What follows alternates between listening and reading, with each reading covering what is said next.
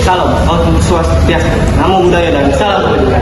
Halo semua, kami dari kelompok 5 yang beranggotakan Faris Anan Mahendra, Gasa Ayu Junita Alfiana, Muhammad Rasya Fikasa Hidayat, Muhammad Firhan Ajul Ilham, Rizky Mahendra Pratama, Rapli Islam Hasan, Tris Silawati, dan Tata Hidayat.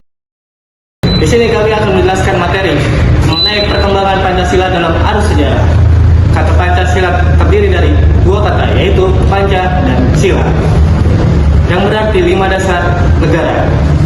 Pancasila merupakan dasar negara Indonesia yang telah dirancang sebelum era kemerdekaan, yang kemudian disahkan pada tanggal 18 Agustus tahun 1945. Pancasila dalam arus sejarah bangsa Indonesia dapat dilihat melalui beberapa tahap, yaitu yang pertama adalah masa perumusan atau sebelum kemerdekaan, masa kemerdekaan atau awal berdirinya negara, masa Orde Lama, masa Orde Baru, dan masa reformasi. Oke, yang pertama akan saya jelaskan mengenai masa perumusan atau sebelum kemerdekaan. Jadi, pada masa perumusan Pancasila sebelum kemerdekaan diawali dengan sidang pertama BPUPKI pada bulan Mei sampai dengan bulan Juli tahun 1945 yang bertujuan untuk membahas dasar negara. Dalam sidang tersebut terdapat 3 pembicara utama, yaitu Muhammad Yamin, Supomo, dan Soekarno. Setelah pidato Soekarno, dibentuk panitia kecil atau yang disebut dengan Panitia 9, merumuskan kembali gagasan dasar negara untuk dijadikan sebagai pembukaan Undang-Undang Dasar. Kemudian sidang BPUPKI kedua dilaksanakan pada tanggal 10 sampai 16 Juli 1945. Hasil sidang ini adalah disetujuinya naskah awal pembukaan hukum dasar atau yang kini dikenal sebagai Piagam Jakarta. Naskah Piagam Jakarta ini kemudian menjadi dasar dari pembukaan Undang-Undang 1945 setelah melalui beberapa perubahan. Kemudian Pancasila disahkan secara resmi sebagai dasar negara Republik Indonesia oleh Panitia Persiapan Kemerdekaan Indonesia dan dicantumkan dalam pembukaan dasar Undang-Undang 1945 pada tanggal 18 Agustus 1945. Lalu yang kedua, Pancasila dalam arus sejarah bangsa Indonesia pada masa kemerdekaan, awal berdirinya negara. Setelah disahkan pada tanggal 18 Agustus 1945, Pancasila memiliki 3 fungsi utama, yaitu yang pertama ada sebagai dasar negara, yaitu Pancasila menjadi landasan ideologis dan konstitusional untuk membentuk negara Indonesia merdeka dan menjalankan pemerintah. Yang kedua ada sebagai alat pemersatu, yaitu Pancasila menjadi perekat bagi bangsa Indonesia yang terdiri dari berbagai suku, agama, dan budaya untuk bersatu dalam satu negara kesatuan. Lalu yang ketiga sebagai sumber hukum, yaitu Pancasila menjadi sumber dari segala sumber hukum yang menuntut pembentukan peraturan undang-undangan dan kebijakan negara. Selanjutnya masa Orde Lama. Pada masa Orde Lama, Pancasila berperan sebagai dasar ideologi. Namun pada pelaksanaannya, Pancasila mengalami banyak penyimpangan.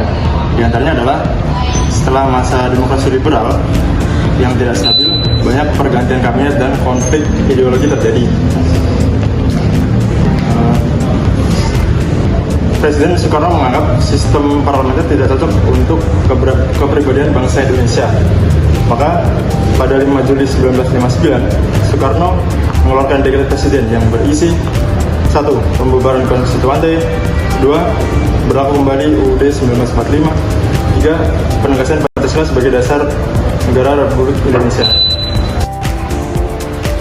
Penerapan Pancasila di era Orde Lama. Setelah dekret 5 Juli 1959, Soekarno memperkenalkan sistem politik baru yang disebut demokrasi terpimpin dengan tujuan menegakkan kembali nilai-nilai Pancasila.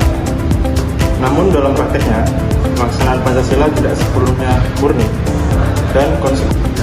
Berikut adalah ciri-ciri utama penerapan Pancasila pada masa ini. 1. Kekuatan politik terpusat pada Presiden Soekarno. 2. Pancasila dihubungkan dengan ideologi nasionalisme, agama, dan komunisme sebagai upaya menyatukan kekuatan politik bangsa. 3. Partai Komunis Indonesia semakin berpengaruh, menyebabkan ketegangan dengan kelompok nasionalis dan agama. Keempat, nilai-nilai Pancasila sering dijadikan alat legitimasi politik, bukan pedoman moral dan kenegaraan. Selanjutnya, permasalahan dan penyimpangan yang terjadi pada era Orde Lama. Misalnya, 1. Tidak adanya keseimbangan antara kekuasaan eksekutif, legislatif, dan yudikatif. 2. Demokrasi berubah menjadi demokrasi terpimpin yang lebih bersifat otoriter. 3. Munculnya konflik ideologi antara kelompok nasionalisme. Maka dari itu, dampak dari adanya peristiwa tersebut yaitu sebagai berikut. Secara formal, Pancasila tetap menjadi dasar negara dan tercantum dalam pembukaan UUD 1945.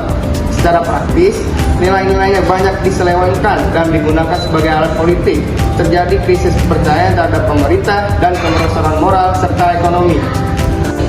Kemudian yang keempat ada Pancasila pada era Orde Baru. Masa Orde Baru lahir setelah runtuhnya Orde Lama akibat peristiwa G30 SPKI pada tahun 1965. Tujuan utama pemerintah Orde Baru adalah menata kembali kehidupan bangsa berdasarkan Pancasila dan Undang-Undang Dasar 1945 secara murni dan konsekuen. Tujuan dan fokus pemerintah Orde Baru adalah untuk menegakkan kembali Pancasila dan Undang-Undang Dasar 1945 setelah dianggap diselewengkan pada masa sebelumnya. Kemudian, menciptakan stabilitas politik dan keamanan nasional. Setelah itu, membangun ekonomi nasional dengan orientasi pada pertumbuhan dan modernisasi. Dan yang terakhir adalah menjadikan Pancasila sebagai pedoman kehidupan berbangsa dan bernegara. Dalam bentuk penerapannya, Pancasila pada masa Orde Baru memiliki beberapa kebijakan penting terkait dengan pengamalan Pancasila. Di antara lain, yang pertama ada penataran P4 atau pedoman penghayatan dan pengalaman Pancasila yang diberlakukan melalui TAP MPR nomor 2/MPR/1978 untuk membentuk pemahaman dan sikap sesuai dengan nilai-nilai Pancasila. Yang kedua ada Pancasila sebagai asas tunggal. Melalui kebijakan tahun 1985, semua organisasi politik dan kemasyarakatan diwajibkan menjadikan Pancasila sebagai asas tunggal dalam anggaran dasar mereka. Dan yang ketiga, ada pendidikan Pancasila di sekolah dan perguruan tinggi. Dimasukkan dalam kurikulum pendidikan dasar agar generasi muda mampu memahami ideologi bangsa. Dan keempat, atau yang terakhir adalah stabilitasi politik dan pembangunan ekonomi. Pemerintah menggunakan Pancasila sebagai dasar legitimasi pembangunan dan stabilitas. Walaupun pada masa Orde Baru, pemerintah bertujuan untuk menegakkan Pancasila, dalam praktiknya Pancasila masih memiliki penyimpangan. Di antara lain itu ada pemerintah yang selalu memasukkan Pancasila secara sepihak dan menjadikan alat kontrol politik. Kemudian ada kebebasan berpendapat yang dibatasi, munculnya Kemudian ada kebebasan berpendapat yang dibatasi, munculnya budaya kekuasaan yang otoriter.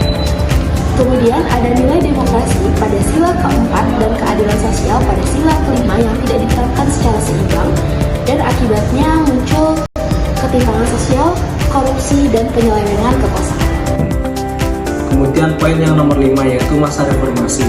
Masa reformasi dimulai setelah runtuhnya pemerintahan Orde Baru pada tanggal 21 Mei 1998 ketika Presiden Soeharto mengundurkan diri akibat krisis ekonomi, politik, dan sosial.